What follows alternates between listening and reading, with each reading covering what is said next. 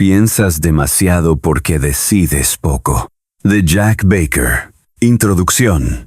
Pensar sin decidir es una forma de huir. Existe una diferencia fundamental entre pensar y dar vueltas. Pensar implica procesar información hacia un destino claro. Dar vueltas significa mover la mente sin llegar a ninguna parte. La mayoría de las personas que dicen que piensan demasiado no tienen un problema de pensamiento excesivo, sino de decisión ausente. El pensamiento sin resolución no es reflexión profunda, es evasión disfrazada de análisis. Cuando alguien repasa una situación durante días sin tomar una determinación, no está pensando mejor, está evitando la incomodidad de cerrar una posibilidad. El cerebro humano está diseñado para resolver problemas mediante decisiones. Cuando esa función se interrumpe, el sistema entra en un ciclo repetitivo que consume energía sin producir dirección. La sobrecarga mental no proviene de la complejidad de la vida, sino de la negativa a comprometerse con una respuesta. La cultura contemporánea ha romantizado la indecisión. Se presenta la duda permanente como señal de inteligencia o sensibilidad. Se celebra la capacidad de ver múltiples perspectivas como si fuera un fin en sí mismo. Pero la apertura mental sin cierre es parálisis. La reflexión que no desemboca en acción es ruido. El verdadero pensamiento tiene estructura: observación, evaluación, conclusión. Sin el tercer elemento, el proceso queda incompleto y el cerebro permanece en estado de alerta. La ansiedad que acompaña al pensamiento excesivo no surge del contenido de los pensamientos, sino de su falta de resolución. El sistema nervioso interpreta la indecisión como amenaza. Mientras una pregunta permanece abierta, el organismo mantiene recursos cognitivos asignados a ella. Esto genera fatiga, irritabilidad y sensación de saturación.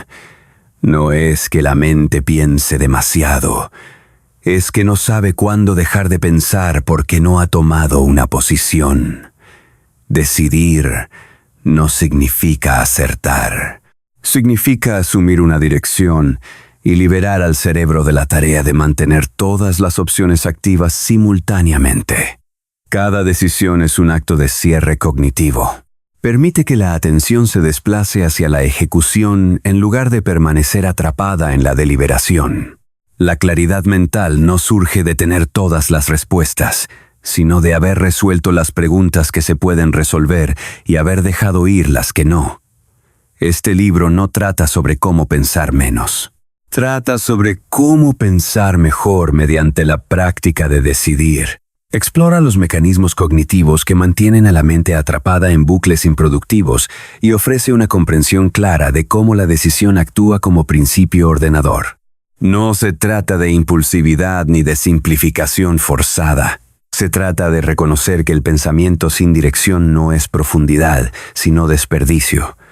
La mayoría de las personas no necesita más información para tomar decisiones. Necesita permiso interno para cerrar procesos mentales. Necesita comprender que la incertidumbre no desaparece con más análisis. Necesita aprender que la acción informada es superior a la reflexión infinita.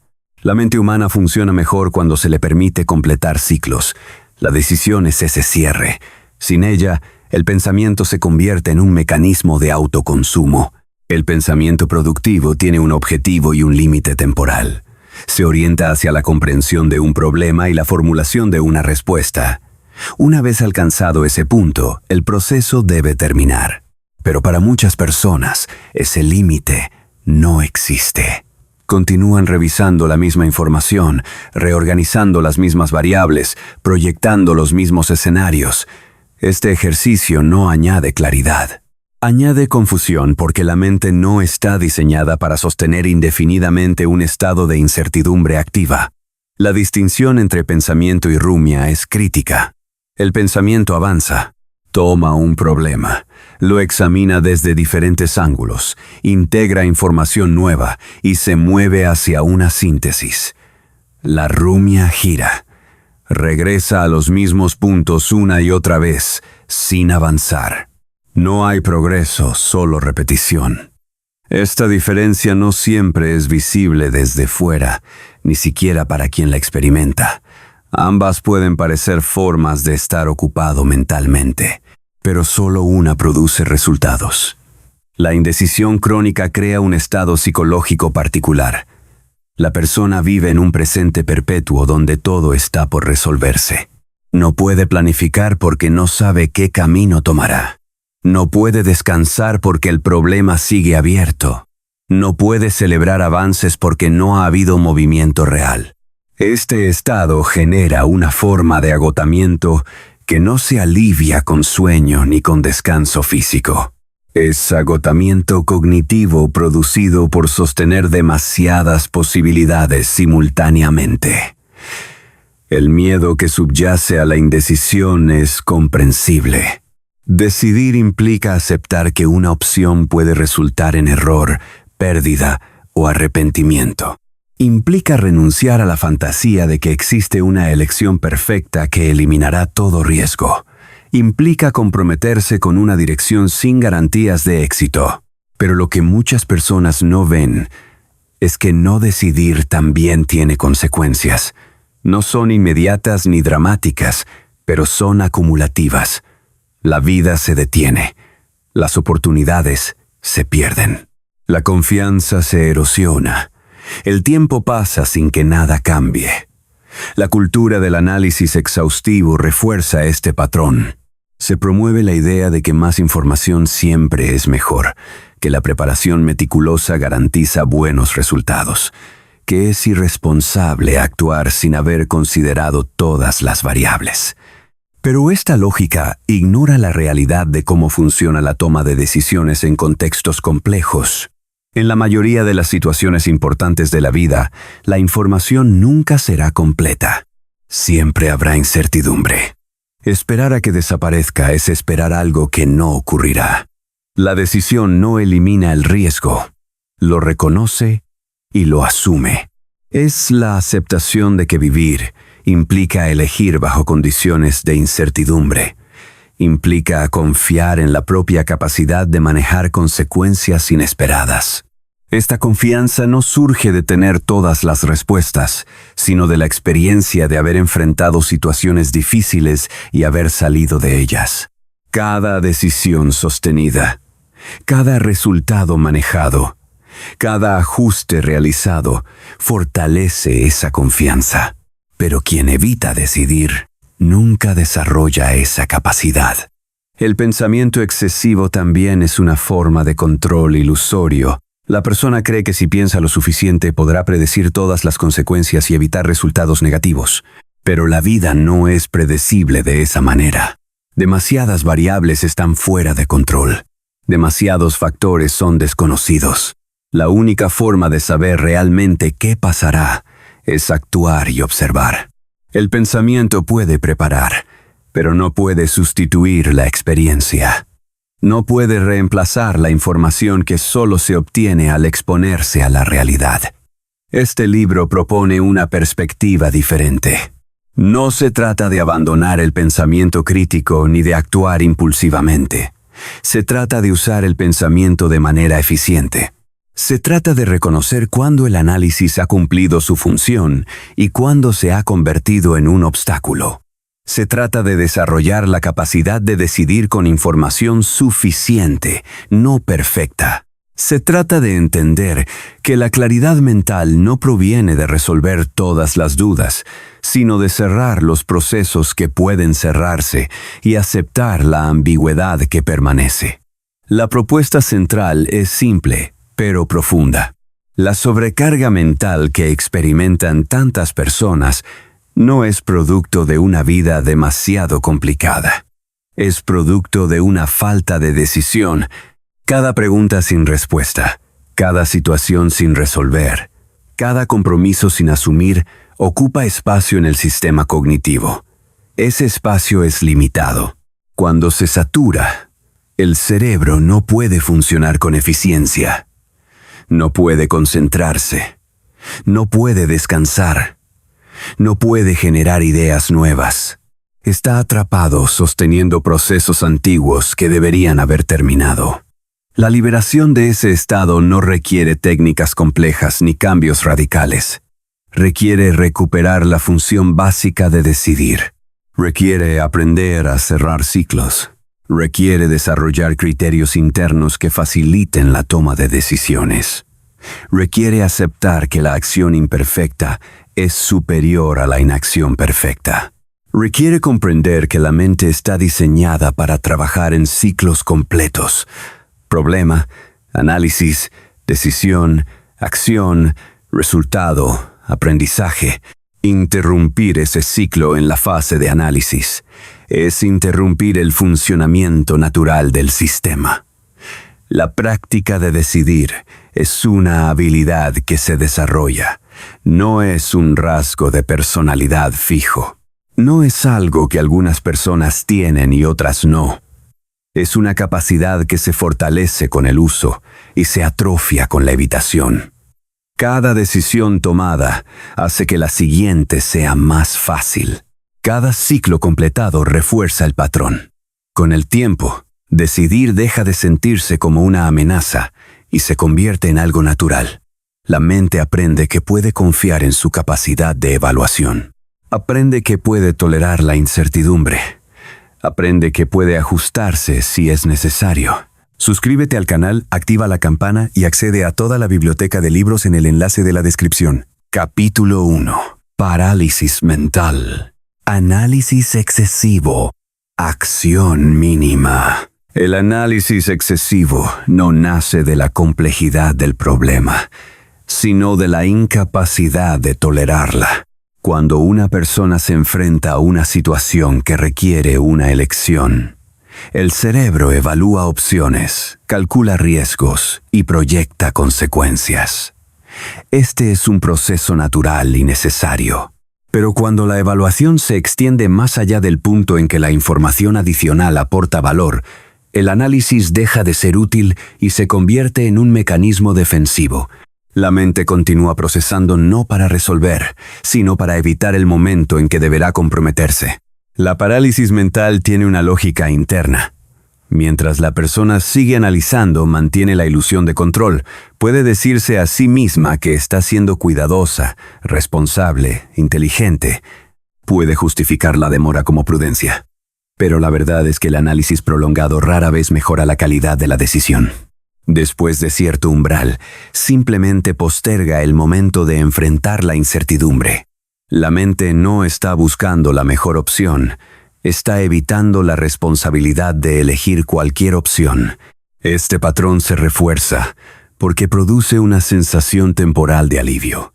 Cada vez que la persona decide que necesita pensar un poco más, evita la tensión de comprometerse. El cerebro interpreta esto como una pequeña victoria. Ha escapado de la incomodidad inmediata. Pero esta victoria es falsa. La tensión no desaparece. Se acumula. Cada día sin decisión aumenta la carga cognitiva. La mente asigna recursos para mantener el problema activo, para recordarlo, para revisarlo en momentos aleatorios. Lo que comenzó como un análisis razonable se convierte en un peso constante. La parálisis mental no afecta solo a las decisiones grandes. Puede instalarse en cuestiones cotidianas. ¿Qué carrera seguir? ¿Qué trabajo aceptar? Si terminar una relación, si mudarse, si cambiar de rumbo. Pero también en qué comprar, qué responder, qué priorizar hoy. Cuando el hábito de postergar decisiones se establece, se generaliza. La persona desarrolla una relación problemática con el acto mismo de elegir.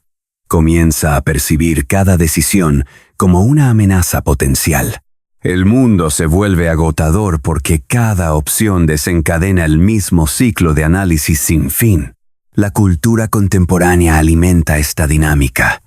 Hay una sobrevaloración de la información como si más datos siempre condujeran a mejores decisiones. Esto es falso. La calidad de una decisión depende de la capacidad de integrar información relevante, no de acumular información indefinidamente. Existe un punto de rendimiento decreciente.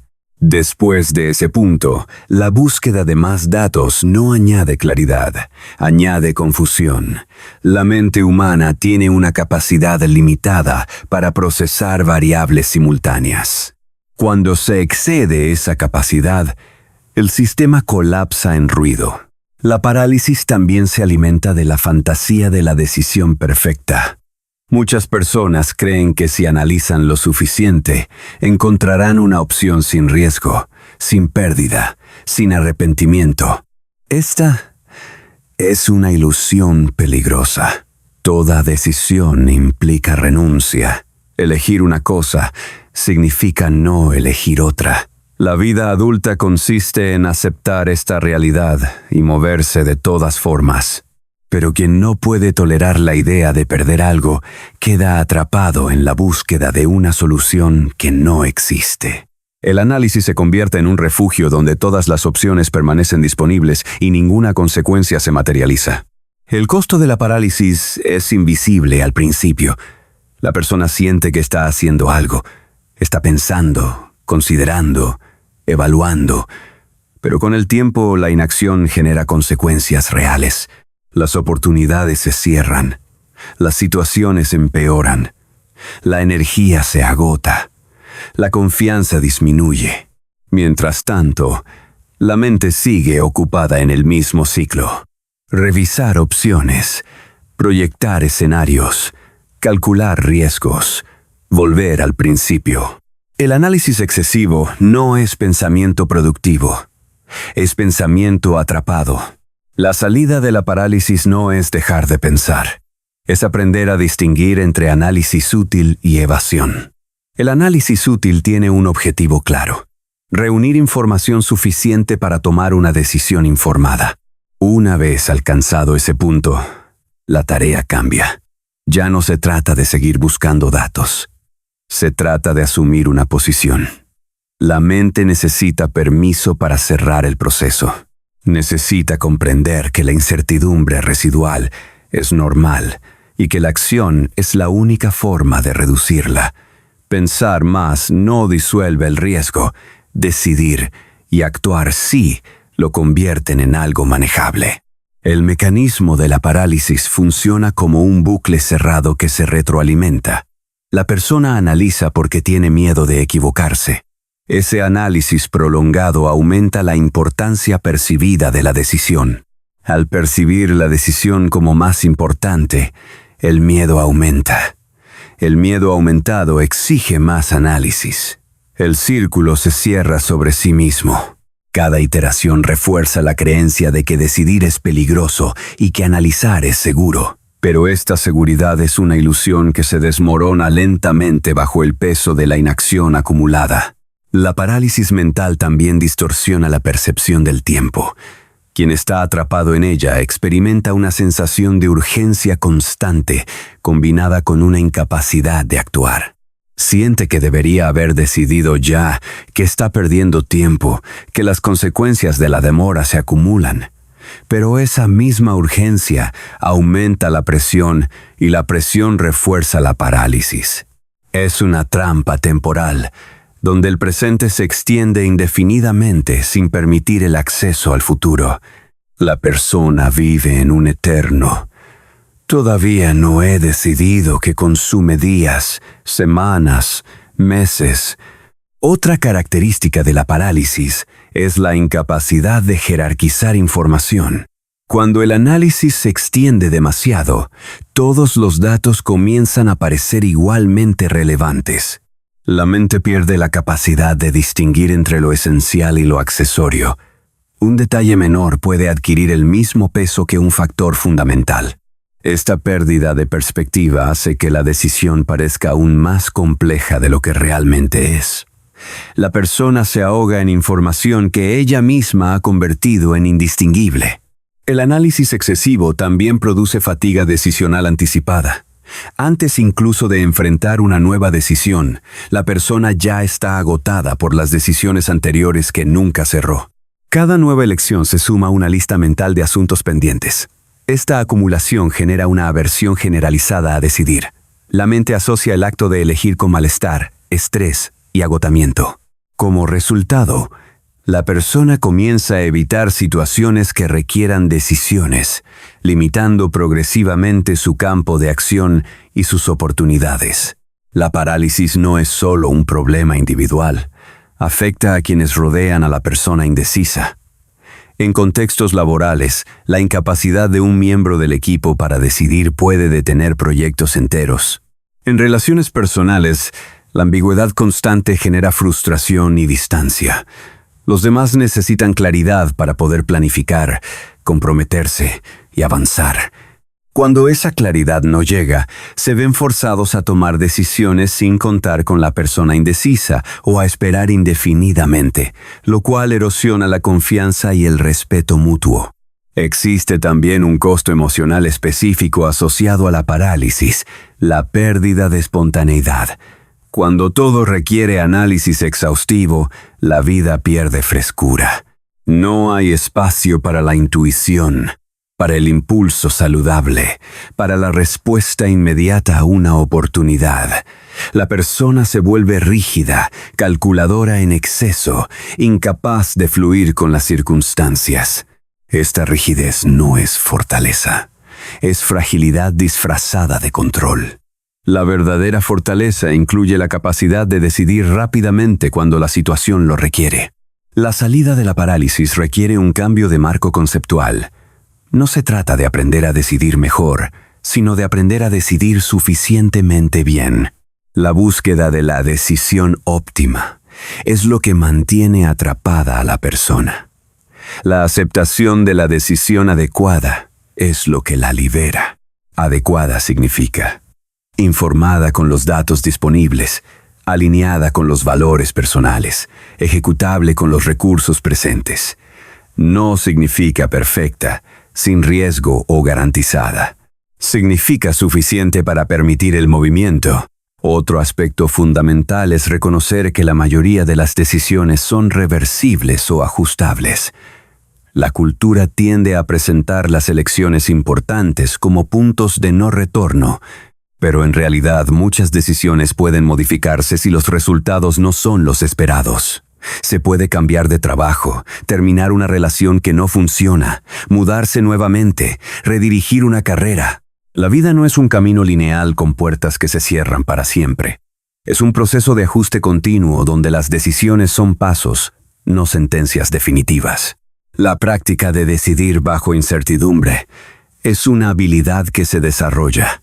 Como cualquier habilidad, requiere repetición. Cada decisión tomada, cada resultado observado, cada ajuste realizado fortalece la capacidad. La persona aprende a distinguir qué nivel de análisis es suficiente para diferentes tipos de decisiones. Aprende a confiar en su juicio. Aprende a tolerar la incomodidad de no saber con certeza.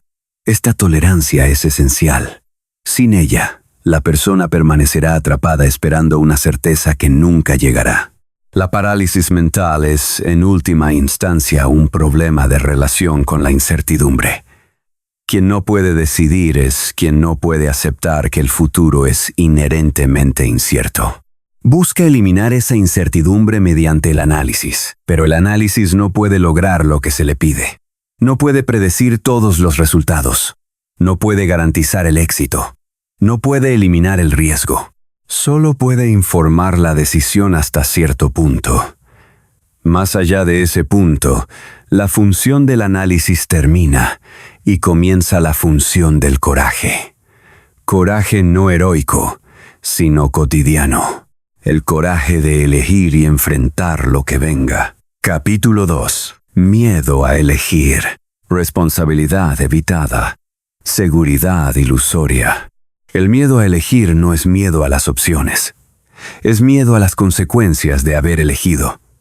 Cuando una persona toma una decisión, asume la autoría de lo que sigue. Si las cosas salen mal, no puede culpar a la circunstancia, a la suerte o a otra persona. Debe enfrentar el hecho de que su elección contribuyó al resultado. Esta responsabilidad es intolerable para quienes no han desarrollado una relación madura con el error y la pérdida. Prefieren no elegir para no ser responsables. Prefieren la deriva a la dirección.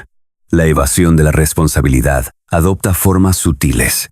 Una persona puede solicitar opiniones de múltiples fuentes, no para obtener perspectivas útiles, sino para diluir su participación en la decisión. Si algo sale mal, puede decir que siguió un consejo, puede externalizar la culpa.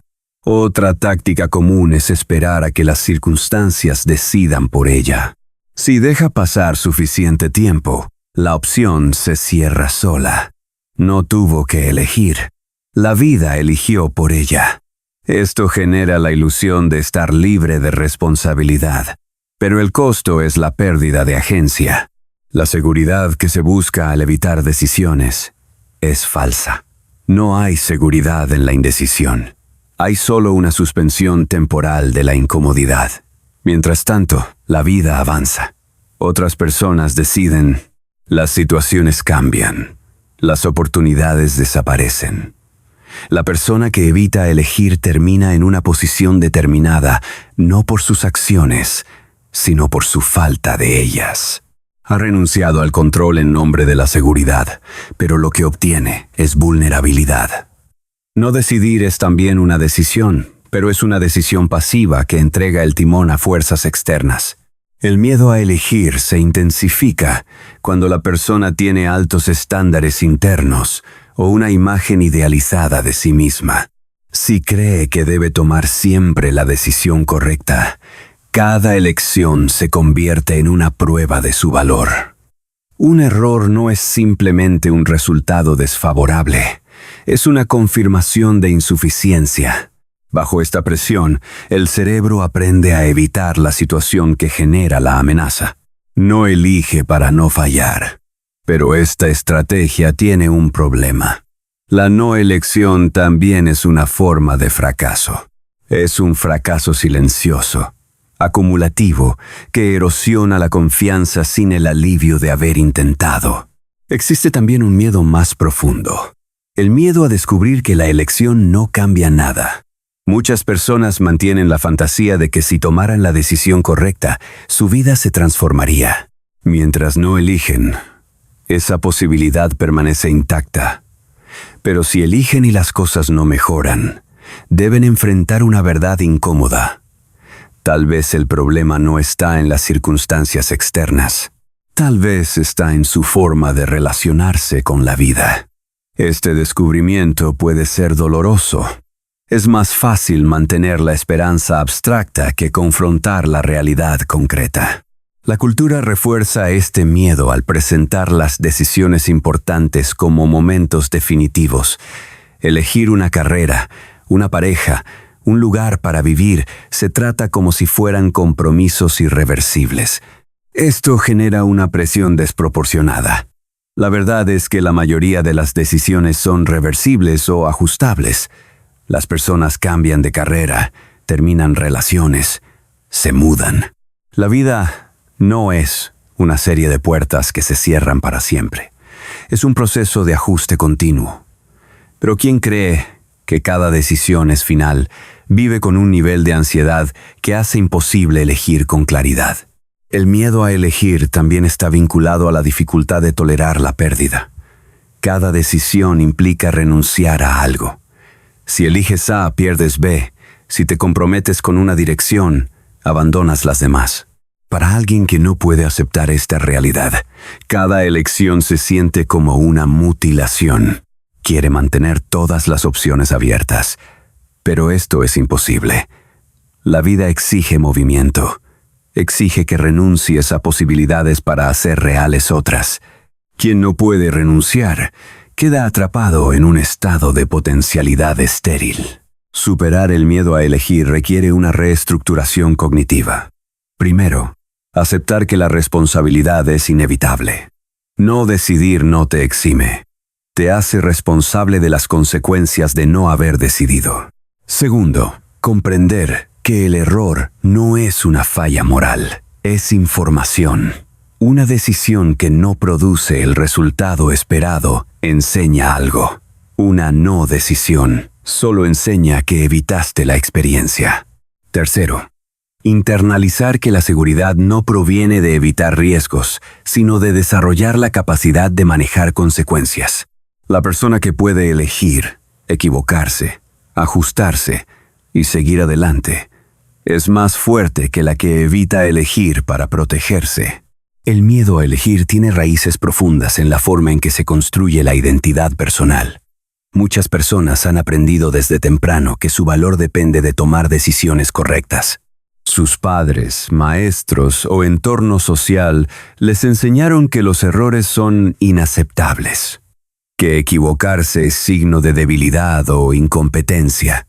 Bajo ese condicionamiento, el cerebro desarrolla una aversión extrema al riesgo. Prefiere la inacción a la posibilidad de cometer un error. Esta programación debe ser reconocida y cuestionada para que la persona pueda recuperar su capacidad de elegir. Otra dimensión del miedo a elegir es el temor al juicio social. La persona no solo teme sus propias consecuencias, sino la evaluación de los demás. Se pregunta qué pensarán si elige mal, cómo la verán si fracasa, qué dirán si cambia de opinión. Este miedo a la percepción externa paraliza tanto como el miedo interno. La persona vive más preocupada por su imagen que por su dirección real. Esto genera una doble parálisis. No puede elegir porque teme equivocarse, y no puede equivocarse porque teme ser juzgada. El miedo también se nutre de una comprensión distorsionada del compromiso. Elegir se percibe como un acto definitivo que elimina toda flexibilidad futura. La persona cree que si elige algo, quedará atrapada en esa elección para siempre. Esto es especialmente intenso en decisiones sobre relaciones, carreras o ubicación geográfica. Pero la realidad es que el compromiso no es prisión, es dirección. Se puede estar comprometido con una decisión, y si las circunstancias cambian o la información nueva lo justifica, ajustar el rumbo. El compromiso inteligente incluye la capacidad de revisar. Un aspecto poco reconocido del miedo a elegir es que protege de la responsabilidad del éxito. Esto puede parecer contradictorio, pero algunas personas temen tanto triunfar como fallar. El éxito trae sus propias demandas: mantenimiento, visibilidad, expectativas elevadas. Para alguien que no se siente preparado para esas demandas, no elegir es una forma de evitar la posibilidad de tener que sostener un resultado positivo. Es más seguro permanecer en la mediocridad conocida que arriesgarse a alcanzar algo que luego no se pueda mantener. El miedo a elegir también refleja una relación problemática con el tiempo. La persona que no elige vive como si tuviera tiempo ilimitado, como si las oportunidades permanecieran disponibles indefinidamente, como si la vida esperara su decisión, pero el tiempo es finito. Las oportunidades tienen ventanas. Las situaciones evolucionan. Postergar una decisión no congela el mundo. Solo garantiza que cuando finalmente se decida, las condiciones serán diferentes y probablemente menos favorables. El miedo a elegir es, en parte, una negación de la mortalidad y la urgencia real de la vida. La dificultad para tolerar la ambigüedad es central en este miedo. Elegir implica aceptar que no se puede saber con certeza cómo resultarán las cosas. Implica moverse en territorio incierto. Para quienes necesitan garantías antes de actuar, esta ambigüedad es insoportable. Buscan seguridad donde no existe. Quieren certeza en un mundo probabilístico. Esta búsqueda es fútil y paralizante. La capacidad de actuar bajo incertidumbre es una habilidad fundamental de la vida adulta. Sin ella, la persona permanece en un estado de dependencia infantil, esperando que alguien o algo le diga qué hacer. El miedo a elegir también puede estar vinculado a experiencias pasadas traumáticas. Si una decisión anterior tuvo consecuencias severas, la mente puede generalizar ese resultado a todas las decisiones futuras. Desarrolla una hipersensibilidad al riesgo. Ve peligro donde no lo hay. Esta generalización es un mecanismo de protección que se ha vuelto disfuncional. Requiere ser procesada y contextualizada. No todas las decisiones llevan a resultados catastróficos. No todos los errores tienen consecuencias permanentes. Aprender a distinguir entre riesgos reales y riesgos imaginados es esencial. Superar el miedo a elegir también requiere desarrollar autocompasión. La autocrítica severa refuerza el miedo. Si la persona se castiga duramente por cada error, el cerebro aprende que decidir es peligroso. En cambio, si puede tratarse con amabilidad cuando las cosas no salen como esperaba, el miedo disminuye. La autocompasión no es autoindulgencia, es reconocer que todos los seres humanos cometen errores y que esos errores son parte del aprendizaje. Esta actitud reduce la amenaza percibida de decidir y facilita la acción. Otro factor importante es la comprensión de que la mayoría de las decisiones tienen un impacto menor del que se imagina. La mente tiende a catastrofizar, proyecta consecuencias exageradas, ve cada elección como un punto de inflexión definitivo. Pero la realidad es que la vida está compuesta por miles de decisiones pequeñas y solo unas pocas realmente grandes. Incluso las grandes rara vez son tan determinantes como parecen en el momento. Desarrollar esta perspectiva ayuda a reducir la presión y permite elegir con más ligereza. El miedo a elegir se vence eligiendo. No hay forma de eliminar el miedo sin exponerse a aquello que lo genera. Cada decisión tomada, cada consecuencia manejada, cada ajuste realizado debilita el miedo y fortalece la confianza. Es un proceso gradual, no se resuelve de una vez, pero cada paso cuenta. Empezar con decisiones pequeñas y avanzar hacia decisiones mayores es una estrategia efectiva. La práctica desarrolla capacidad. La capacidad genera confianza. La confianza reduce el miedo. Este ciclo virtuoso solo comienza cuando la persona decide actuar a pesar del miedo, no cuando el miedo desaparece. Capítulo 3. Decisión postergada. Energía drenada. Confusión constante. La postergación de decisiones es un drenaje silencioso de energía mental. Cada asunto sin resolver ocupa espacio en la memoria de trabajo del cerebro. No importa si la persona está conscientemente pensando en ello o no. El sistema cognitivo mantiene activo el problema. Lo revisa en momentos inesperados. Lo conecta con otras situaciones. Lo reactiva cuando aparece algo relacionado. Esta carga de fondo consume recursos que podrían destinarse a tareas productivas o al descanso genuino. La persona no entiende por qué está cansada. No ha hecho nada físicamente demandante, pero mentalmente está sosteniendo múltiples procesos inconclusos. La confusión que acompaña a la decisión postergada no proviene de falta de información. Proviene de tener demasiadas opciones activas simultáneamente sin una jerarquía clara. El cerebro humano funciona mejor cuando puede organizar la información en estructuras simples. Cuando hay demasiadas variables en juego y ninguna resolución, el sistema pierde coherencia. Los criterios se mezclan. Las prioridades se vuelven difusas. La persona ya no sabe qué es importante y qué no.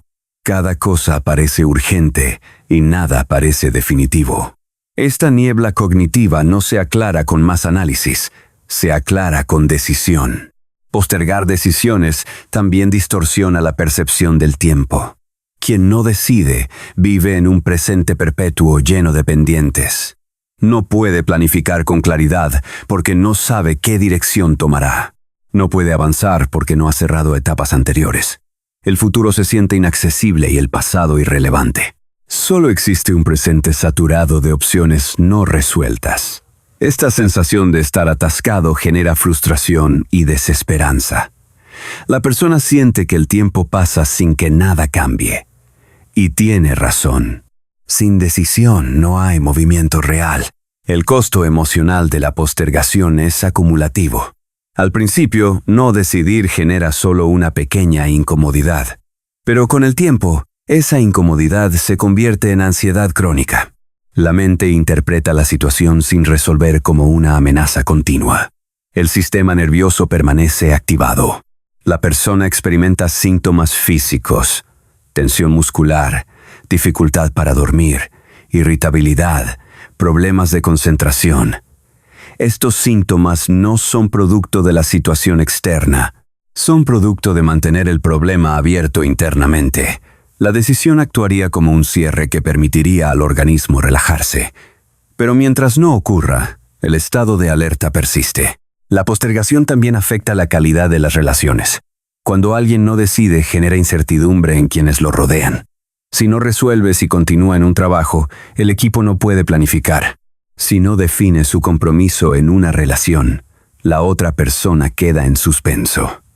Si no aclara sus prioridades, las personas cercanas no saben cómo apoyarlo. Esta ambigüedad erosiona la confianza. Las personas necesitan claridad para poder interactuar de manera funcional.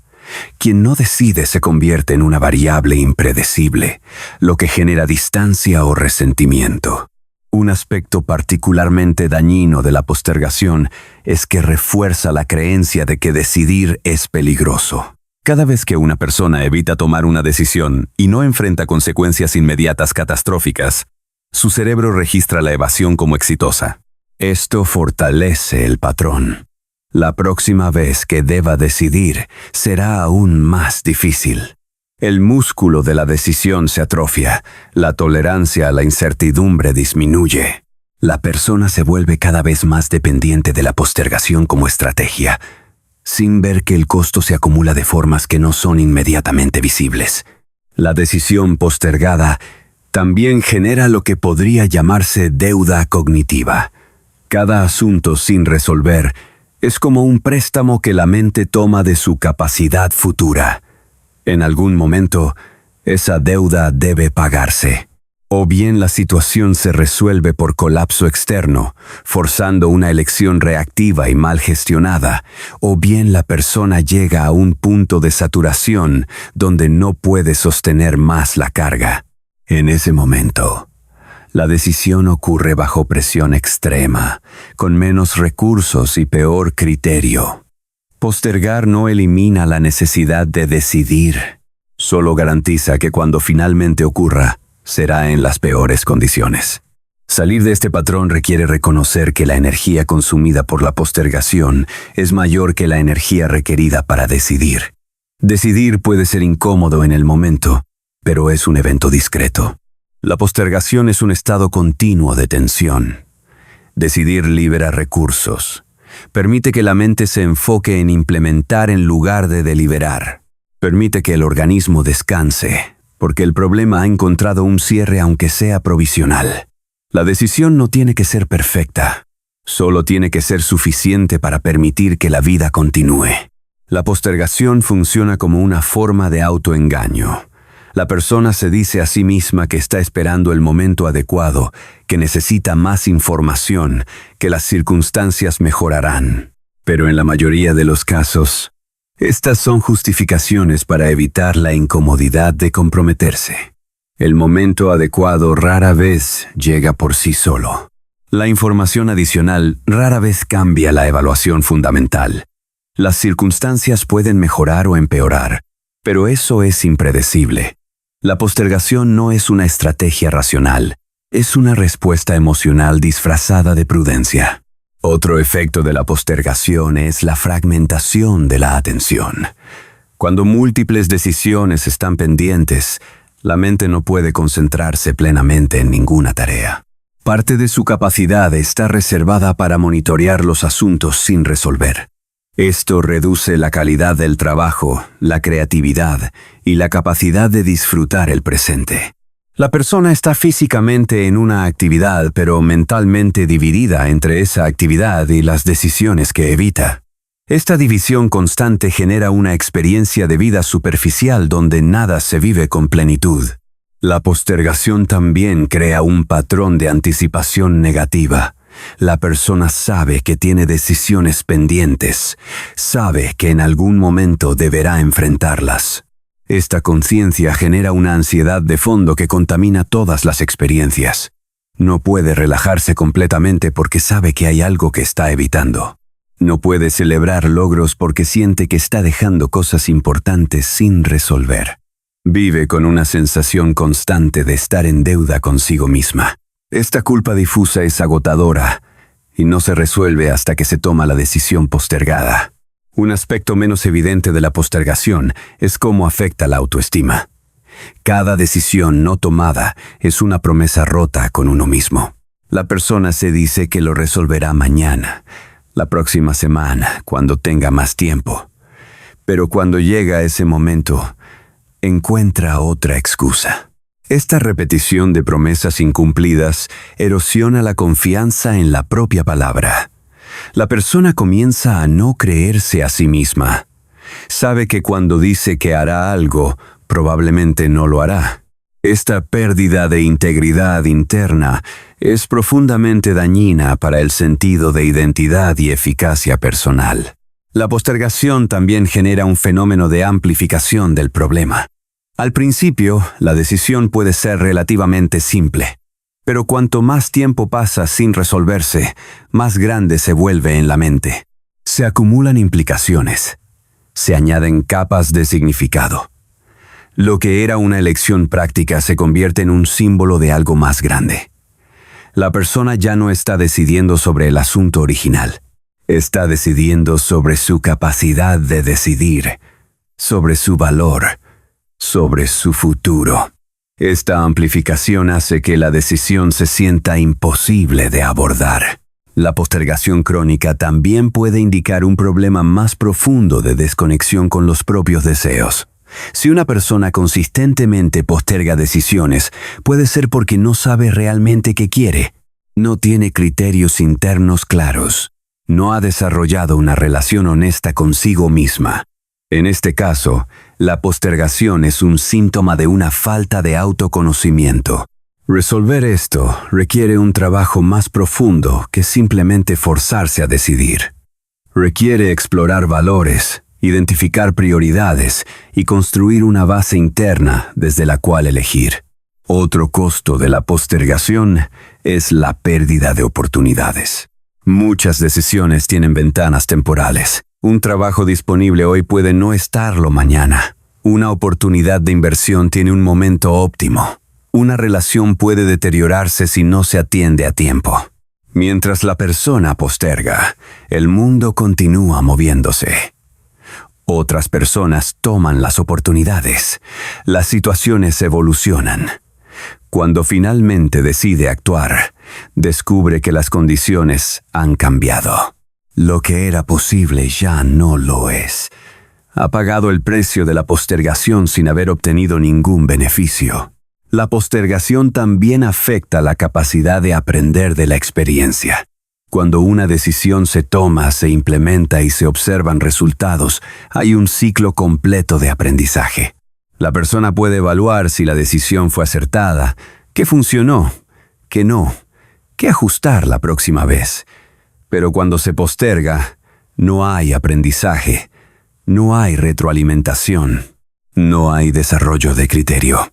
La persona permanece en el mismo nivel de comprensión año tras año, porque nunca completa el ciclo que le permitiría crecer. La postergación no solo detiene el progreso externo, detiene el desarrollo interno.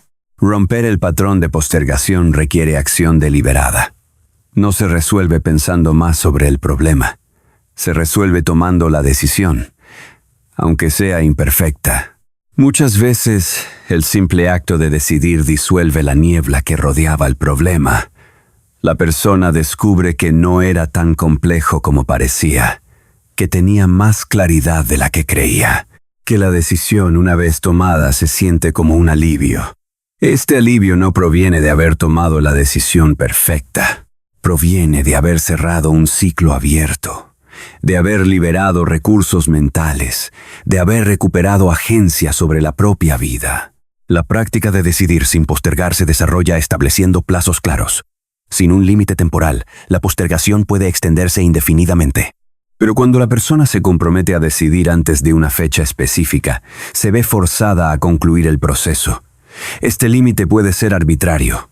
No necesita ser perfecto. Solo necesita existir. El plazo crea una estructura que interrumpe el patrón de postergación y obliga a la mente a moverse hacia el cierre.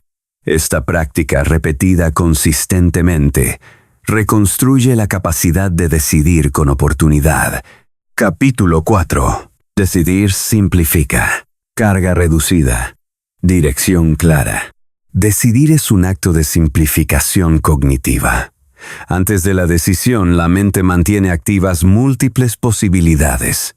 Cada una de ellas requiere atención, memoria y energía emocional. Después de la decisión, todas esas opciones, excepto una, quedan descartadas. El campo de acción se reduce. La complejidad disminuye. La mente puede concentrarse en ejecutar en lugar de evaluar. Este cambio es fundamental. No es que la vida se vuelva más simple. Es que la relación de la persona con la complejidad se vuelve manejable. La reducción de carga no significa pérdida de profundidad.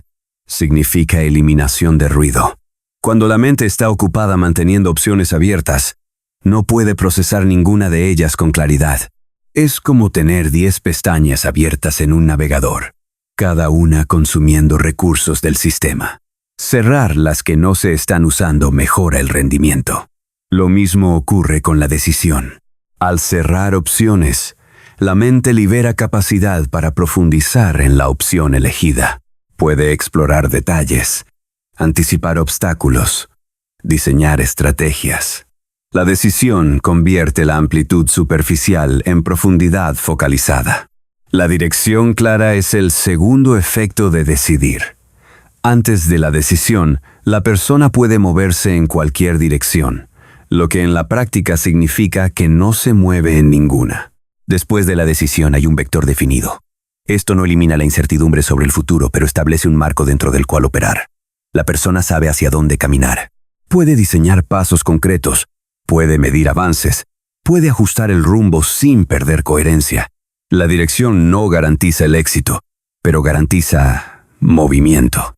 Y el movimiento genera información que la deliberación estática no puede producir. Decidir también simplifica la relación con el tiempo. Quien no decide vive en un limbo temporal donde nada avanza. Quien decide entra en una secuencia. Antes de la decisión, después de la decisión. Esta estructura temporal es fundamental para el bienestar psicológico. Permite que la persona experimente progreso, permite que cierre etapas, permite que integre experiencias y las use como base para decisiones futuras. Sin este cierre, el tiempo se vuelve un continuo homogéneo donde nada se resuelve y nada se aprende. La simplificación que produce la decisión también afecta la identidad. Cada decisión es una declaración implícita de valores y prioridades. Al elegir, la persona se define, no de manera absoluta, pero sí de manera suficiente para que ella misma y los demás puedan entender quién es y qué quiere. Esta claridad identitaria reduce la ansiedad existencial. No es necesario ser todo. No es necesario mantener todas las versiones posibles de uno mismo activas. Es posible ser alguien específico, con límites claros, y encontrar en esa especificidad una forma de paz. Decidir no elimina problemas, los reemplaza. Antes de la decisión, el problema es la indecisión. Después de la decisión, el problema es la implementación. Pero este segundo tipo de problema es cualitativamente diferente. Es un problema concreto, manejable, que puede abordarse con acciones específicas. La indecisión es un problema abstracto, difuso, que no tiene solución mientras no se decida. Cambiar un problema irresolvable por uno resoluble es un avance significativo, aunque en el momento no lo parezca. La simplicidad que resulta de decidir también tiene un componente social. Cuando una persona comunica una decisión, las personas a su alrededor pueden alinearse o alejarse, pero al menos saben dónde está parada. Esto reduce malentendidos y permite que las relaciones funcionen con más honestidad. La ambigüedad genera incomodidad. La claridad, incluso cuando no es la esperada, permite que las interacciones sean más directas. Las personas prefieren saber que estar adivinando. Decidir simplifica también, porque establece límites. Al elegir algo, automáticamente se renuncia a otras cosas. Estos límites son liberadores. Eliminan la ilusión de que se puede tener todo. Permiten que la persona concentre sus recursos en lo que realmente ha elegido. La vida contemporánea está saturada de opciones. Esta abundancia genera lo que se conoce como paradoja de la elección. Demasiadas opciones no aumentan la satisfacción, la disminuyen.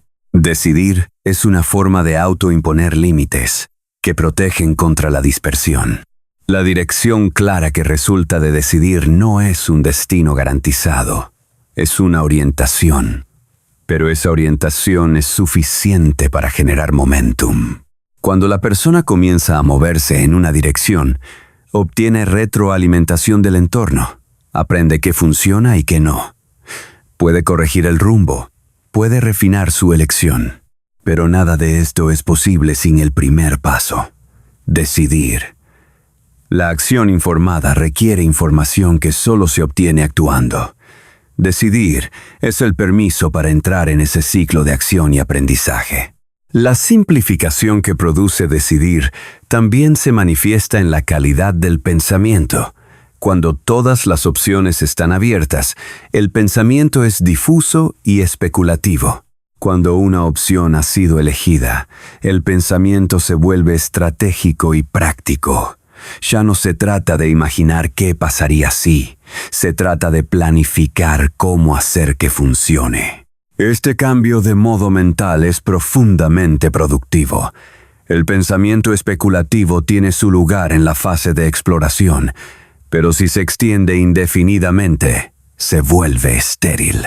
El pensamiento estratégico es el que construye resultados. Decidir también simplifica porque elimina la necesidad de justificar constantemente por qué no se ha actuado. La persona que no decide vive explicando por qué todavía no ha hecho nada, a sí misma y a los demás. Estas justificaciones consumen energía mental. Requieren mantener una narrativa coherente sobre por qué la inacción es razonable. Una vez que se decide y se actúa, esa narrativa ya no es necesaria. La acción habla por sí misma. No requiere explicaciones defensivas. Este alivio de la necesidad de justificación es liberador. Otro aspecto de la simplificación es la reducción de la vigilancia emocional. Antes de decidir, la persona monitorea constantemente sus sentimientos sobre cada opción. Hoy se inclina por A, mañana por B. Este monitoreo es agotador. Requiere atención constante a fluctuaciones emocionales que pueden ser irrelevantes. Una vez que se decide, ese monitoreo se vuelve innecesario. La decisión está tomada. Las emociones pueden fluctuar, pero eso no cambia la dirección establecida. Esta estabilidad emocional es un subproducto valioso de decidir. Decidir también simplifica la gestión de recursos. Cuando no está claro qué camino seguir, es difícil saber dónde invertir tiempo, dinero o energía. Los recursos se dispersan o se mantienen en reserva esperando claridad. Después de decidir, la asignación de recursos se vuelve evidente. Se pueden hacer inversiones específicas. Se puede construir sobre una base definida. Esta eficiencia en el uso de recursos acelera el progreso y reduce el desperdicio. La claridad de dirección también facilita la colaboración. Cuando una persona sabe hacia dónde va, puede comunicarlo a otros. Puede buscar aliados que compartan esa dirección. Puede delegar tareas específicas. Puede coordinarse con sistemas más grandes. La ambigüedad dificulta todo esto. Nadie puede ayudar efectivamente a alguien que no sabe qué quiere. Pero cuando hay dirección clara, la ayuda puede ser específica y útil. Esto multiplica la capacidad de la persona más allá de sus propios límites individuales. Decidir simplifica también al convertir preguntas abstractas en problemas concretos. Antes de la decisión, la pregunta es amplia. ¿Qué debería hacer con mi vida? Después de la decisión, las preguntas se vuelven específicas. ¿Cómo implemento esto? ¿Qué obstáculos enfrentaré? ¿Qué recursos necesito? Estas preguntas concretas son más fáciles de responder que las abstractas. Tienen respuestas investigables. Tienen soluciones probables. El cambio de abstracción a concreción es un cambio de lo imposible a lo posible. La simplificación también afecta la experiencia subjetiva del tiempo. El tiempo antes de decidir se siente lento, pesado, estancado. El tiempo después de decidir se siente fluido, dinámico, progresivo. Esto no es solo una percepción, es una realidad funcional. Cuando hay movimiento, el tiempo se llena de eventos, cambios, aprendizajes. Cuando no hay movimiento, el tiempo se llena de repetición, estancamiento, rumia. La calidad de la experiencia temporal mejora dramáticamente con la decisión. Decidir también reduce la complejidad al eliminar el conflicto interno. Antes de la decisión, diferentes partes de la persona pueden querer cosas diferentes. Esto genera una lucha interna constante. Después de la decisión, aunque pueda haber ambivalencia residual, hay un compromiso unificado. La persona entera se mueve en una dirección. Esta unificación interna reduce el gasto energético que antes se destinaba al conflicto y lo redirige hacia la acción coordinada. La simplificación que produce decidir no es simplismo, no es reducción forzada de la complejidad real. Es organización de la complejidad en una estructura manejable. La vida sigue siendo compleja, los desafíos siguen siendo reales, pero la persona tiene ahora un marco desde el cual abordarlos. Tiene criterios para evaluar opciones menores. Tiene una dirección que informa cada paso siguiente. Esta organización es lo que convierte el caos en orden, no eliminando la complejidad, sino dándole estructura. Capítulo 5. Criterios internos. Reglas propias, menos dudas. Los criterios internos son principios personales que guían las decisiones sin necesidad de deliberación exhaustiva. Funcionan como un marco de referencia que filtra opciones de manera automática. Cuando una persona tiene criterios claros, no necesita evaluar cada situación desde cero. Puede confrontar la situación con sus principios y obtener una respuesta. Esto no elimina la reflexión, pero la hace más eficiente. La energía mental se invierte en casos genuinamente ambiguos, no en decisiones que ya están resueltas por los valores establecidos. Desarrollar criterios internos requiere autoconocimiento.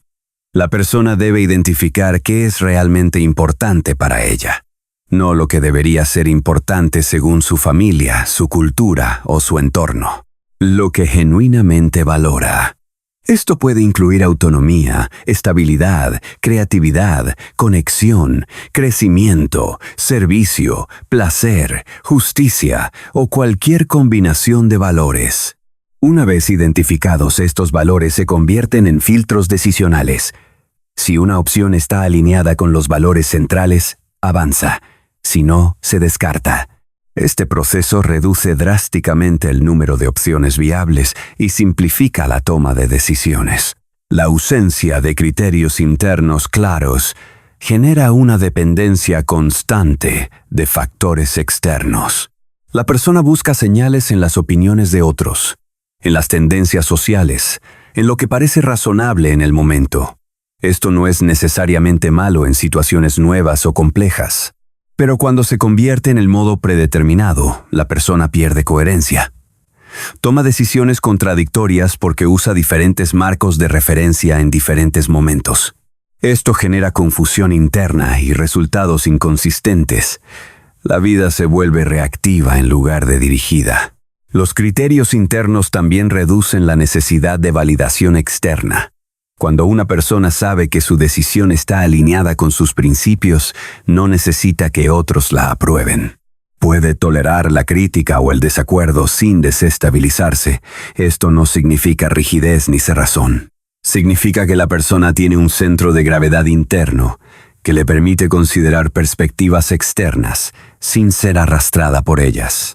Puede escuchar, evaluar y ajustar si es necesario, pero no depende de la aprobación ajena para sentir que eligió bien. Establecer reglas propias no significa inventar un sistema moral desde cero. Significa elegir conscientemente qué principios adoptar y cuáles rechazar de los que han sido heredados o absorbidos. Muchas personas viven con reglas que nunca cuestionaron. Fueron instaladas en la infancia, reforzadas por la educación y mantenidas por inercia. Algunas de esas reglas son útiles, otras son obsoletas o dañinas. Revisar ese conjunto y quedarse solo con lo que realmente sirve es un acto de autonomía fundamental. Es la diferencia entre vivir según un guión ajeno y vivir según un diseño propio. Los criterios internos también actúan como protección contra la manipulación. Cuando alguien no tiene principios claros, es vulnerable a argumentos persuasivos que apelan al miedo, la culpa o la ambición. Puede ser empujado en direcciones que no le convienen porque no tiene un marco sólido para resistir. En cambio, quien tiene criterios definidos puede identificar cuándo una propuesta está alineada con sus valores y cuándo está en conflicto. Esto no lo hace inmune a la influencia, pero le da herramientas para evaluar esa influencia de manera crítica. Desarrollar criterios no es un proceso rápido. Requiere observar patrones en las propias decisiones, identificar qué genera satisfacción real y qué genera arrepentimiento, notar qué situaciones drenan energía y cuáles la renuevan. Requiere honestidad para admitir que ciertos valores, aunque socialmente deseables, no resuenan personalmente. Requiere valentía para sostener valores que puedan generar conflicto con el entorno. Pero el resultado es una estructura interna que hace que decidir sea más rápido, más claro y más coherente. Una vez establecidos, los criterios no son inmutables. La vida cambia. Las personas cambian. Lo que era importante a los 20 puede no serlo a los 40. Los criterios deben revisarse periódicamente para verificar que sigan siendo relevantes. Pero esta revisión es muy diferente de la ausencia de criterios. Es un ajuste consciente, no una deriva. Es elegir actualizar el sistema, no carecer de uno. La flexibilidad es valiosa, pero debe operar sobre una base sólida. Los criterios internos también generan confianza en uno mismo. Cada vez que una persona toma una decisión alineada con sus valores y observa que puede sostenerla, su autoconfianza aumenta. No necesita que la decisión produzca el mejor resultado posible. Solo necesita saber que actuó con integridad. Esta forma de confianza es más estable que la que depende de resultados externos. No se desmorona cuando las cosas salen mal. Se mantiene porque está basada en coherencia interna, no en éxito externo. Los criterios internos funcionan como brújula en momentos de confusión. Cuando la situación es compleja y las opciones parecen igualmente válidas, los valores personales señalan la dirección. No necesariamente la dirección más fácil o más popular, sino la dirección más coherente con quien la persona es. Esta coherencia es lo que permite vivir con paz interior, incluso cuando los resultados externos no son los esperados. La persona puede mirar hacia atrás y reconocer que actuó de acuerdo con lo que creía correcto. La construcción de criterios internos también implica distinguir entre valores auténticos y valores adoptados por presión social. Muchas personas creen valorar cosas que en realidad les fueron impuestas. Prestigio, acumulación material, conformidad social. Cuando actúan según estos valores prestados, experimentan una disonancia interna. Logran lo que se suponía que debían lograr, pero no sienten satisfacción. Esta insatisfacción es una señal de que los valores operativos no son realmente propios. Identificar esta brecha es doloroso pero necesario. Los criterios internos también permiten tomar decisiones más rápidas. Cuando una oportunidad se presenta, la persona con criterios claros puede evaluarla casi instantáneamente. No necesita consultar a 10 personas ni analizar durante semanas. Puede preguntarse si la oportunidad se alinea con sus valores y obtener una respuesta clara. Esta velocidad decisional es una ventaja competitiva en un mundo que se mueve rápido. Mientras otros deliberan, quien tiene criterios ya está actuando. Otro beneficio de tener criterios internos es que facilitan decir no. Muchas personas tienen dificultad para rechazar solicitudes, ofertas o demandas porque no tienen un marco claro para evaluar si algo les conviene. Dicen sí por defecto, por culpa o por miedo al conflicto. Pero quien tiene criterios puede decir no con claridad y sin culpa. Puede explicar que la propuesta no se alinea con sus prioridades. Puede rechazar sin sentir que está defraudando a alguien. Esta capacidad de decir no protege el tiempo, la energía y la dirección de vida. Los criterios internos también reducen el arrepentimiento. Cuando una decisión se toma basándose en principios claros, incluso si los resultados no son buenos, hay menos espacio para el arrepentimiento. La persona puede decirse que hizo lo correcto según sus valores. No puede controlar todos los resultados, pero puede controlar la integridad de sus elecciones. Este reconocimiento reduce la tendencia a castigarse por decisiones que no funcionaron. El arrepentimiento proviene más de haber actuado contra los propios valores que de haber obtenido malos resultados. Desarrollar criterios también implica enfrentar contradicciones internas. A veces una persona descubre que valora cosas incompatibles. Quiere libertad, pero también seguridad. Quiere reconocimiento, pero también privacidad. Estas contradicciones no son errores, son realidades humanas, pero deben ser reconocidas y jerarquizadas. La persona debe decidir qué valor tiene prioridad cuando hay conflicto. Esta jerarquización es parte esencial de tener criterios funcionales. Sin ella, cada decisión se convierte en un debate interno entre valores competitivos.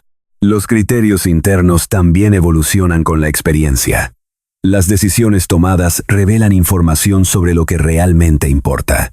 A veces, una persona cree valorar algo hasta que lo obtiene y descubre que no le satisface. Otras veces, descubre que algo que consideraba secundario es en realidad fundamental para su bienestar. Estas revelaciones deben incorporarse al sistema de criterios. La rigidez en los valores es tan problemática como la ausencia de ellos. Los criterios deben ser firmes, pero no inmutables. Tener criterios internos también significa aceptar consecuencias. Vivir según valores propios implica que a veces se tomarán decisiones que otros no entienden o no aprueban. Puede significar rechazo social, pérdida de oportunidades o conflicto con personas cercanas. Quien no está dispuesto a aceptar estas consecuencias terminará cediendo sus criterios a cambio de aprobación. Pero esta cesión tiene un costo: la pérdida de identidad y la sensación de estar viviendo una vida que no es propia. Los criterios internos no son absolutos ni universales. Lo que funciona para una persona puede no funcionar para otra. No se trata de encontrar los valores correctos en algún sentido objetivo. Se trata de encontrar los valores que permiten a la persona específica vivir con coherencia y satisfacción. Esta individualidad es importante. Significa que nadie puede decirle a otra persona cuáles deberían ser sus criterios. Solo puede cada uno descubrirlos observando su propia experiencia y siendo honesto sobre lo que realmente le importa. La práctica de vivir según criterios internos también genera respeto de los demás. Aunque las personas puedan no estar de acuerdo con las decisiones de alguien, tienden a respetar a quien tiene principios claros y los sostiene consistentemente.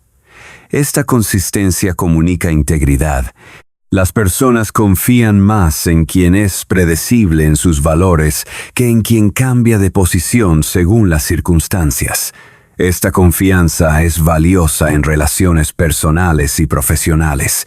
Se construye no mediante la perfección, sino mediante la coherencia entre lo que se dice valorar y cómo se actúa. Capítulo 6. Acción definida. Movimiento claro, resultados visibles. La acción definida es la materialización de la decisión. Mientras la decisión ocurre en el espacio mental, la acción ocurre en el mundo.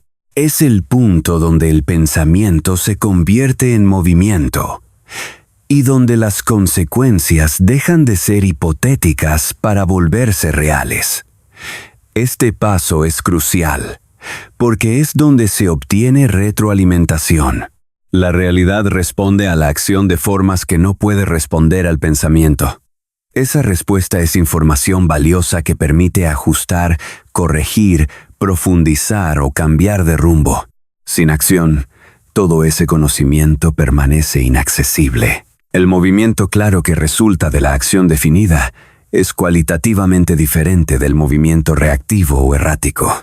No es agitación, es dirección. La persona sabe qué hace y por qué lo hace.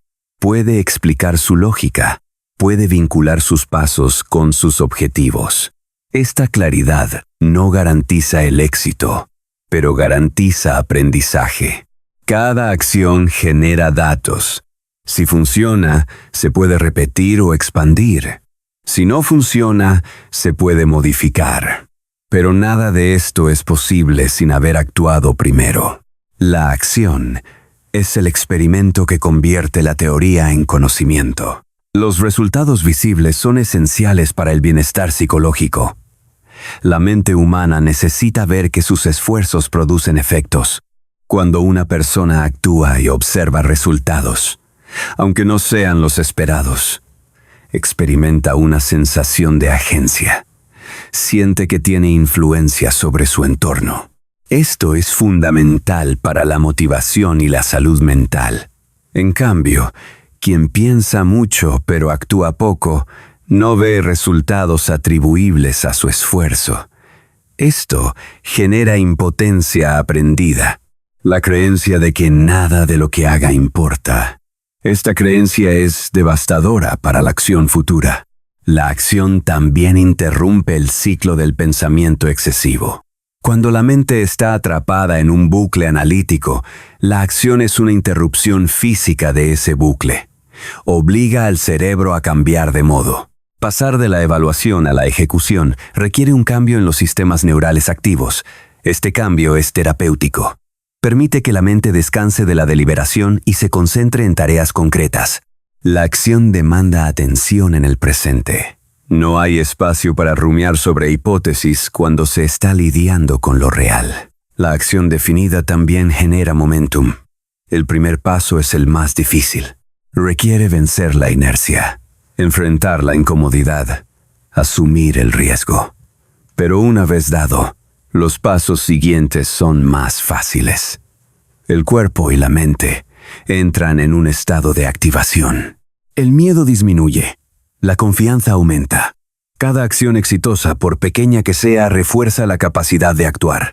Esto crea un ciclo virtuoso. La acción genera confianza. La confianza facilita más acción. Este ciclo es el opuesto del ciclo de parálisis, donde la inacción genera miedo y el miedo genera más inacción. Un aspecto importante de la acción definida es que no necesita ser perfecta. Puede ser un paso pequeño, un experimento, una prueba. Lo importante es que esté alineada con la decisión y que sea observable. Muchas personas esperan tener la capacidad completa antes de actuar. Esperan sentirse preparadas, seguras, sin dudas. Pero esa preparación total nunca llega. La única forma de desarrollar capacidad es actuando con la capacidad que se tiene ahora y aprendiendo en el proceso. La acción imperfecta es superior a la no acción perfecta. La acción también revela información sobre uno mismo. Al actuar, la persona descubre sus límites reales, no los imaginados. Descubre que puede hacer cosas que creía imposibles. Descubre que algunas cosas que parecían fáciles son más difíciles de lo pensado. Esta información es valiosa. Permite ajustar expectativas, desarrollar habilidades específicas, diseñar estrategias más realistas, pero solo está disponible para quien actúa. Quien solo piensa permanece en el territorio de la especulación. Los resultados visibles también facilitan la comunicación con otros. Cuando una persona puede señalar acciones y resultados concretos, los demás pueden entender qué está haciendo y cómo apoyarla o colaborar. La ambigüedad dificulta la cooperación. La claridad la facilita. Si alguien dice que está considerando cambiar de carrera, pero no ha dado ningún paso concreto, es difícil ayudarla. Si dice que ya habló con 3 personas del campo, asistió a un evento y está tomando un curso, los demás pueden ofrecer contactos, recursos o retroalimentación específica. La acción definida también tiene un efecto de cierre emocional. Cuando la persona actúa, el problema deja de ser una fuente de ansiedad anticipatoria y se convierte en una situación que se está manejando. Esto reduce la carga emocional. No elimina la incertidumbre, pero la convierte en algo activo en lugar de pasivo. Es la diferencia entre preocuparse por algo que podría pasar y lidiar con algo que está pasando. La segunda situación es más manejable porque hay una respuesta clara. Seguir actuando. La acción definida también construye identidad de manera más efectiva que el pensamiento. Una persona no se define por lo que piensa hacer, sino por lo que hace. Las acciones repetidas crean patrones. Los patrones crean hábitos. Los hábitos crean carácter. Este proceso de construcción identitaria es invisible cuando solo hay pensamiento. Se vuelve tangible solo cuando hay acción. Quien quiere ser escritor, debe escribir. Quien quiere ser emprendedor, debe emprender. La identidad aspiracional no se convierte en identidad real mediante reflexión, sino mediante práctica. La acción también genera evidencia contra las creencias limitantes. Muchas personas viven con narrativas internas sobre lo que no pueden hacer. Estas narrativas rara vez se basan en experiencia real. Se basan en miedo, proyección o experiencias antiguas. La única forma de desafiar estas narrativas es actuando. Cuando la persona hace algo que creía imposible, la creencia se desmorona. No necesita convencerse mentalmente de que puede. Necesita demostrárselo mediante acción. Esta demostración es más poderosa que cualquier argumento racional. Otro aspecto de la acción definida es que genera compromiso público.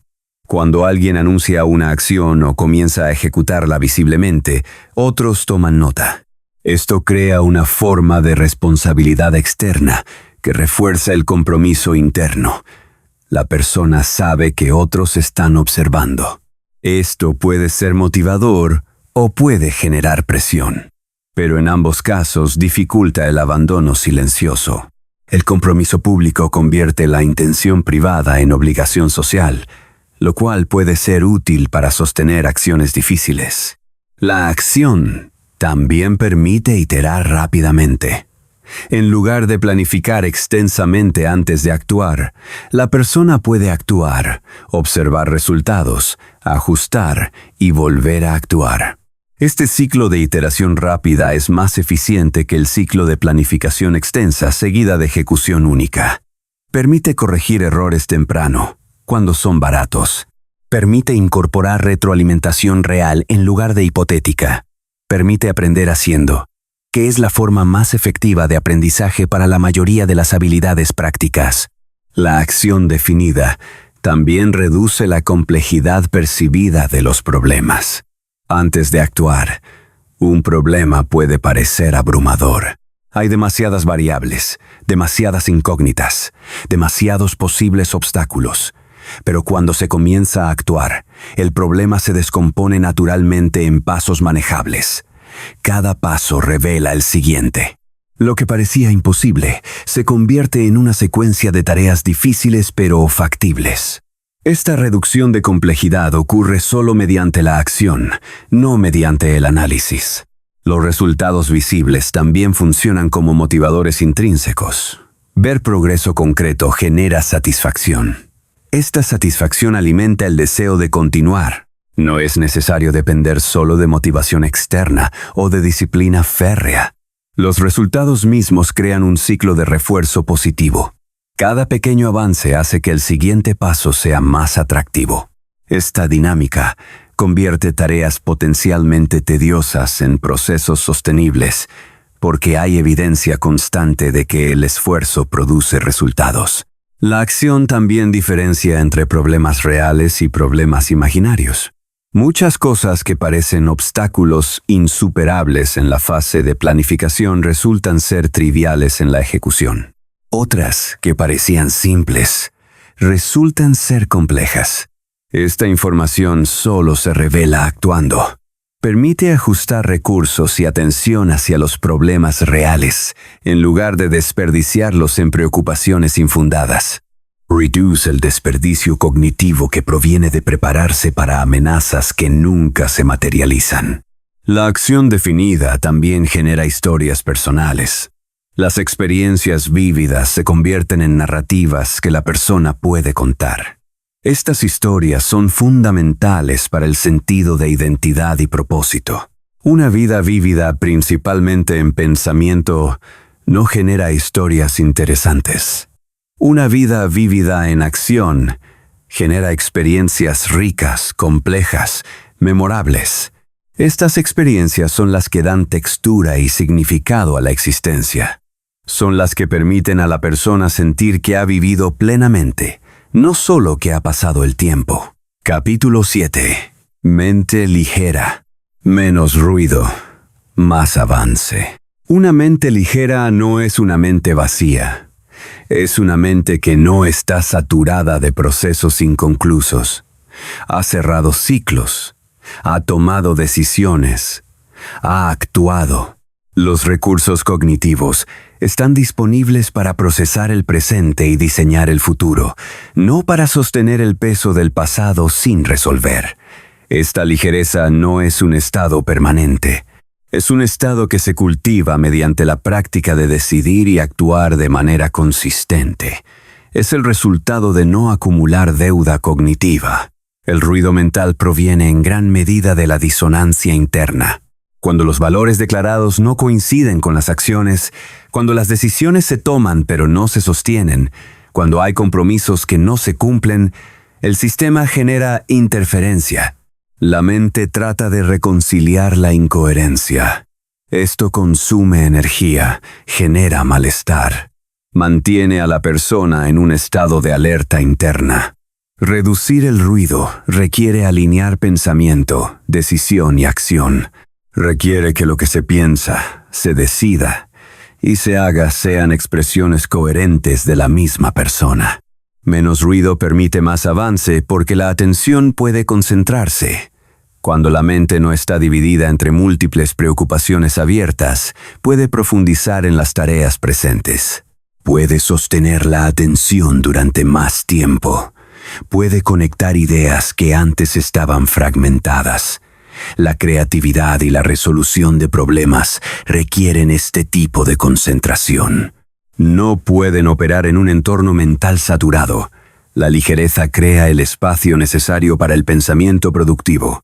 La práctica de mantener una mente ligera incluye el desarrollo de hábitos de cierre, terminar tareas, responder mensajes, resolver conflictos pequeños antes de que se vuelvan grandes, tomar decisiones menores rápidamente en lugar de acumularlas. Cada pequeño cierre reduce la carga total. Esto no significa ser compulsivo ni controlador. Significa reconocer que los asuntos sin cerrar se acumulan y que ese peso es real. La mente tiene capacidad limitada. Usarla en sostener pendientes es desperdiciarla. Otra fuente de ruido es la autoexigencia poco realista. Cuando la persona se impone estándares imposibles, cada acción está acompañada de autocrítica. Nada es suficientemente bueno. Cada logro es minimizado. Cada error es magnificado. Este diálogo interno constante es agotador y contraproducente. Reducir el ruido requiere establecer estándares que sean altos pero alcanzables. Requiere permitirse ser humano. Requiere reconocer que el perfeccionismo no es excelencia. Es una forma de sabotaje. La mente ligera también implica soltar lo que no se puede controlar. Mucho del pensamiento excesivo está dirigido a situaciones sobre las cuales la persona no tiene influencia directa. Preocuparse por la opinión de otros por eventos futuros inciertos, por decisiones pasadas que no se pueden cambiar. Esta preocupación no resuelve nada, solo añade carga. Aprender a identificar qué está bajo control y qué no, y dirigir la energía solo a lo primero, es una habilidad fundamental. No es resignación, es eficiencia mental. El avance que resulta de una mente ligera no es necesariamente rápido. Puede ser lento, pero consistente. La clave es que es sostenible. Una mente saturada puede producir ráfagas de actividad seguidas de colapso. Una mente ligera puede mantener un ritmo constante. Este ritmo es más efectivo a largo plazo. Permite acumular resultados. Permite desarrollar habilidades. Permite construir sobre bases sólidas en lugar de sobre la urgencia o la ansiedad. La ligereza mental también mejora las relaciones. Cuando una persona no está absorbida por su ruido interno, puede estar presente para los demás. Puede escuchar, sin estar pensando en otra cosa. Puede responder desde la claridad en lugar de la confusión. Esto genera conexiones más profundas. Las personas perciben cuando alguien está realmente ahí y cuando está mentalmente ausente. La presencia es un regalo que solo puede dar quien no está atrapado en su propia mente. Mantener una mente ligera requiere vigilancia. El mundo contemporáneo está diseñado para saturar la atención. Notificaciones constantes, demandas múltiples, información ilimitada. Es fácil acumular carga sin darse cuenta. La persona debe desarrollar sistemas de filtro. Debe aprender a decir no. Debe proteger su espacio mental con la misma seriedad con que protege su tiempo o su dinero. Sin esta protección, la saturación es inevitable. La mente ligera es también una mente que descansa, no solo durante el sueño, sino durante el día. Momentos de pausa, momentos de no hacer nada deliberadamente. Esto no es pérdida de tiempo, es mantenimiento. El cerebro necesita periodos de inactividad para consolidar aprendizaje, procesar emociones y restaurar recursos. Quien vive en actividad constante agota el sistema. Quien permite pausas, mantiene la capacidad de respuesta. La ligereza incluye la sabiduría de detenerse. La ligereza mental también se relaciona con la capacidad de completar ciclos emocionales. Muchas personas acumulan emociones sin procesar. Ira, tristeza, frustración, decepción que nunca fueron reconocidas ni expresadas. Estas emociones no desaparecen. Se almacenan, ocupan espacio, generan ruido de fondo. Para mantener una mente ligera, es necesario permitir que las emociones se sientan, se comprendan y se liberen. Esto no significa dramatizarlas, ni dejarse arrastrar por ellas. Significa darles espacio suficiente para que completen su curso natural. Otro aspecto de la mente ligera es la simplicidad en los compromisos. Cada compromiso asumido es una carga potencial en la memoria de trabajo. Si una persona se compromete con demasiadas cosas simultáneamente, su mente debe rastrear todas ellas. Esto genera saturación. Aprender a comprometerse selectivamente, a cumplir lo comprometido rápidamente y a liberar compromisos que ya no tienen sentido es esencial. La ligereza requiere disciplina en lo que se acepta y honestidad en lo que se libera. La mente ligera también es producto de una relación sana con la información. En un mundo de información ilimitada, consumir todo lo disponible es imposible y contraproducente. La persona debe desarrollar criterios para filtrar qué información merece atención y cuál debe ignorarse. No todo lo interesante es importante. No todo lo urgente es relevante. Distinguir entre señal y ruido en el flujo informacional constante es una habilidad que protege la capacidad cognitiva y mantiene la mente clara. La ligereza también requiere aceptar la imperfección. El intento de resolver perfectamente cada situación genera una carga insostenible. Algunas cosas deben quedarse sin resolver. Algunas conversaciones deben terminar sin total claridad. Algunas relaciones deben finalizar con cabos sueltos. Esta aceptación de lo incompleto es difícil para quienes buscan control total, pero es necesaria para mantener la salud mental. La vida no es un sistema que se pueda optimizar completamente. Es un proceso que se navega con la mejor aproximación posible. El ruido mental también se reduce mediante la práctica de externalizar información. Mantener todo en la memoria interna es agotador. Usar sistemas externos, escribir listas, delegar responsabilidades, automatizar decisiones repetitivas, libera capacidad cognitiva. La mente humana es extraordinaria para pensar, crear y resolver problemas complejos. Es terrible para almacenar datos. Reconocer esta limitación y usar herramientas apropiadas permite que la mente se concentre en lo que hace mejor. La mente ligera también se beneficia de rutinas establecidas. Las rutinas eliminan la necesidad de tomar decisiones repetitivas. Si cada mañana la persona debe decidir qué desayunar, qué ropa usar, en qué orden hacer las cosas, gasta energía decisional en trivialidades.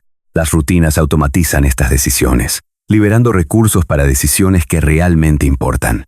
Esta automatización no es rigidez, es eficiencia que protege la capacidad decisional para cuando realmente se necesita. Otro factor que contribuye a la ligereza es la práctica de perdonar. Mantener resentimientos, culpar a otros por situaciones pasadas, rumiando sobre injusticias antiguas, consume energía mental sin producir ningún beneficio. El perdón, entendido no como aprobación de lo ocurrido, sino como liberación de la carga emocional asociada, es una forma de higiene mental. Permite que la persona cierre capítulos y dirija su atención hacia adelante en lugar de mantenerla atrapada en el pasado. La ligereza mental también está vinculada a la gratitud práctica. No la gratitud como obligación moral, sino como reconocimiento de lo que funciona en la vida presente. Esta práctica reduce la tendencia a enfocarse exclusivamente en problemas y carencias. Equilibra la atención entre lo que falta y lo que existe.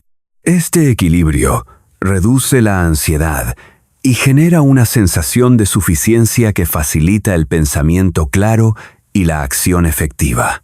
La mente ligera requiere también límites claros entre trabajo y descanso, entre responsabilidad propia y ajena, entre lo urgente y lo importante. Sin estos límites, todo se mezcla en una masa indiferenciada de demandas. La persona nunca descansa realmente porque siempre hay algo que podría estar haciendo. Los límites permiten que haya espacios genuinos de descanso donde la mente puede recuperarse. Esta recuperación no es lujo, es necesidad fisiológica. Mantener la mente ligera es un proceso continuo, no un logro permanente. Requiere atención diaria a lo que se acumula y decisión constante de cerrar, soltar, simplificar. Es una práctica que se vuelve más natural con el tiempo, pero que nunca es completamente automática. El mundo seguirá generando complejidad, demandas y ruido. La tarea es no permitir que esa complejidad externa se convierta en caos interno. La ligereza es el resultado de gestionar activamente la carga cognitiva, en lugar de permitir que se acumule por inercia. Decisión liberadora. Cuando decides, la mente descansa. La decisión es liberadora porque cierra un proceso que de otro modo permanecería abierto indefinidamente. El cerebro humano no está diseñado para mantener múltiples posibilidades activas durante largos periodos. Está diseñado para evaluar, elegir y ejecutar. Cuando ese ciclo se completa, el sistema puede relajarse. La tensión que acompaña a la indecisión no es un defecto del carácter. Es una señal del organismo indicando que hay un proceso incompleto. La decisión es la respuesta a esa señal. Es el acto que permite el descanso. Este descanso no es pasividad. Es la capacidad de dirigir la energía hacia la implementación en lugar de la deliberación. Es la posibilidad de dormir sin que la mente revise opciones. Es la experiencia de estar presente en el momento. porque no hay un problema sin resolver, demandando atención de fondo. La decisión no elimina el trabajo, lo reorienta. Convierte el trabajo mental difuso en trabajo concreto y manejable. Este cambio es profundamente aliviante. La liberación que produce la decisión también está vinculada a la recuperación de agencia. Cada decisión es un acto de autoafirmación. Es la persona diciendo, esto es lo que elijo, esto es lo que quiero, esto es lo que haré. En un mundo donde tantas cosas están fuera de control, la decisión es un espacio de autonomía. Es la capacidad de influir en la propia vida. Esta capacidad es fundamental para el bienestar psicológico. Sin ella, la persona se siente arrastrada por circunstancias. Con ella, se siente autora de su experiencia. La decisión también libera porque establece límites. Al elegir algo se renuncia a otras cosas. Esto puede parecer una pérdida, pero es en realidad una ganancia. Los límites son necesarios para la claridad. Una vida sin límites es una vida sin forma. Es dispersión. La decisión da forma. Permite que la persona diga, esto sí, esto no. Este límite es liberador porque elimina la presión de tener que ser todo, hacer todo, considerar todo. Permite la especialización, permite la profundidad, permite el compromiso genuino. Decidir también libera del juicio anticipado. Muchas personas no deciden porque temen el juicio de otros, temen equivocarse públicamente, temen ser criticadas, pero la verdad es que la inacción también es juzgada. La persona que no decide no está libre de crítica. Está sujeta a otro tipo de crítica, la de ser indecisa, pasiva, poco comprometida. No hay escape del juicio. La única opción es elegir qué tipo de juicios está dispuesto a enfrentar. El juicio por haber actuado es más fácil de manejar que el juicio por haber evitado. La práctica de decidir desarrolla confianza. Cada decisión sostenida, cada consecuencia manejada, cada ajuste realizado fortalece la creencia de que se puede navegar la incertidumbre. Esto no significa que se vuelva fácil, significa que se vuelve familiar. La persona aprende que puede tolerar la incomodidad de no saber cómo resultará algo. Aprende que puede equivocarse y sobrevivir. Aprende que puede cambiar de rumbo si es necesario. Esta confianza no es arrogancia. Es competencia desarrollada a través de la experiencia. La decisión liberadora no es la decisión perfecta. Es la decisión suficiente. Es la que se toma con la información disponible, con los recursos presentes, con la claridad posible en el momento. No espera a tener todas las respuestas. Confía en que las respuestas se revelarán en el camino. Esta confianza en el proceso es lo que permite decidir sin parálisis. Es la comprensión de que la vida no es un problema que se resuelve de una vez. Es una serie de problemas que se manejan uno a la vez. Cuando decides, también liberas a otros. Quienes dependen de tu decisión pueden avanzar. Quienes están esperando claridad pueden planificar. Quienes están inciertos pueden ajustarse. La indecisión no solo te afecta a ti, afecta a tu entorno. Tu decisión, aunque imperfecta, permite que el sistema completo se mueva. Esta responsabilidad no es una carga. Es un reconocimiento de que las personas están interconectadas y que tu claridad facilita la claridad de otros. La mente que descansa después de decidir no es una mente despreocupada. Es una mente que ha completado un ciclo, ha reconocido un problema, ha evaluado opciones, ha tomado una posición, ha iniciado la acción. Puede descansar porque ha cumplido su función. No necesita seguir procesando. Puede confiar en que lo decidido se desarrollará. Esta confianza en el propio proceso decisional es la base del descanso mental. Es la diferencia entre una mente que trabaja y una mente que se tortura. Decidir es un acto de coraje ordinario. No requiere heroísmo. Requiere honestidad con uno mismo, claridad sobre lo que importa y disposición para actuar a pesar de la incertidumbre. Cada decisión es una declaración de que la vida se vive hacia adelante, no en la revisión infinita de posibilidades. Es la aceptación de que el tiempo avanza, las oportunidades cambian y la única forma de participar plenamente en la vida es comprometiéndose con ella. La decisión no es el final del proceso, es el comienzo del movimiento real.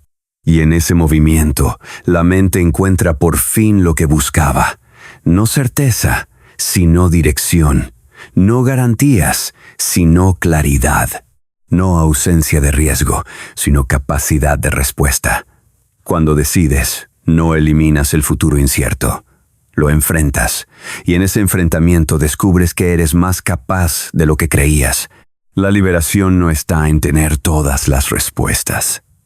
Está en dejar de esperar tenerlas antes de actuar. La decisión actúa como un punto de inflexión psicológico. Marca el momento en que la persona pasa de ser observadora de su vida a ser participante activa. Este cambio no es solo conceptual. Tiene efectos medibles en el estado emocional, en la calidad del sueño, en la capacidad de concentración. El organismo reconoce que ha asumido una dirección y ajusta sus recursos en consecuencia. Ya no necesita mantener sistemas de alerta para todas las posibilidades. Puede enfocarse en una sola línea de acción. La liberación que produce decidir también se manifiesta en la simplificación del diálogo interno. Antes de la decisión, la mente sostiene conversaciones múltiples consigo misma. Argumenta a favor de diferentes opciones. Debate pros y contras. Revisa escenarios. Después de la decisión, ese diálogo se unifica. Hay una sola voz dirigiendo la acción. Esta unificación reduce el gasto energético mental y genera una sensación de integridad interna. La persona ya no está dividida contra sí misma. Decidir también libera porque convierte la ansiedad difusa en miedo específico. La ansiedad de la indecisión no tiene objeto claro. Es una sensación flotante de amenaza sin forma definida. El miedo que puede surgir después de decidir tiene un objeto concreto, que la decisión no funcione. Este miedo específico es más manejable que la ansiedad difusa. Tiene estrategias de afrontamiento claras. Puede abordarse mediante preparación, ajuste y acción. La transformación de ansiedad en miedo es un paso hacia la funcionalidad. La decisión liberadora también rompe el ciclo de la evitación experiencial. Muchas personas evitan decidir porque evitan las emociones asociadas con el riesgo, pero esta evitación tiene un costo. La vida se empobrece. Al decidir, la persona acepta experimentar todas las emociones que vengan: miedo, incertidumbre, vulnerabilidad. Esta aceptación es liberadora porque elimina la necesidad de controlar constantemente el estado emocional. La persona puede sentir lo que siente y seguir actuando. Decidir es también un acto de autorrespeto. Es la persona reconociéndose a sí misma como alguien capaz de manejar consecuencias. Es confiar en la propia resistencia. Es creer que puede enfrentar resultados adversos y aprender de ellos. Esta confianza no es ciega. Está basada en la experiencia acumulada de haber sobrevivido a todas las dificultades pasadas. Cada decisión es una reafirmación de esa capacidad. Cada consecuencia manejada es evidencia de competencia. La liberación también se experimenta en la relación con el tiempo. Antes de decidir, el tiempo se siente como un enemigo. Cada día que pasa sin decisión aumenta la presión. Después de decidir, el tiempo se convierte en aliado. Cada día permite avanzar un paso más, permite acumular experiencia, permite refinar la ejecución. El tiempo deja de ser algo que se pierde y se convierte en algo que se usa. Esta transformación en la percepción temporal es profundamente liberadora. Decidir también libera recursos creativos. Cuando la mente está ocupada en la indecisión, no puede acceder a su capacidad creativa. La creatividad requiere espacio mental. Requiere la libertad de explorar sin estar constantemente evaluando riesgos. Una vez que se decide, ese espacio se abre. La mente puede jugar con ideas, experimentar con enfoques, innovar en la implementación. La decisión no cierra posibilidades creativas. Las habilita al proporcionar un marco dentro del cual la creatividad puede operar. La decisión liberadora también fortalece las relaciones. Cuando una persona es capaz de decidir, genera confianza en quienes la rodean. Los demás saben que pueden contar con ella para tomar posiciones claras. Saben que no se quedará paralizada cuando se necesite acción. Esta confiabilidad es fundamental en relaciones profundas. Permite la interdependencia saludable. Permite que las personas se apoyen mutuamente, sabiendo que cada una puede sostener su parte. Decidir también libera del peso de las expectativas externas no examinadas. Muchas personas viven según expectativas que nunca cuestionaron. Lo que se supone que deben hacer. Lo que otros esperan de ellas. La decisión consciente permite romper con esas expectativas. Permite elegir un camino propio, aunque contradiga lo esperado. Esta ruptura puede generar conflicto, pero también genera autenticidad. Y la autenticidad es liberadora, porque permite vivir en coherencia con uno mismo. La práctica de decidir también enseña que el arrepentimiento es manejable. Una de las razones por las que las personas evitan decidir es el miedo al arrepentimiento futuro. Pero quien decide regularmente aprende que el arrepentimiento, cuando llega, no es devastador. Es información. Es una señal de que se haría algo diferente con el conocimiento actual. Pero ese conocimiento no estaba disponible en el momento de la decisión. Comprender esto reduce el poder del arrepentimiento anticipado y facilita la acción presente.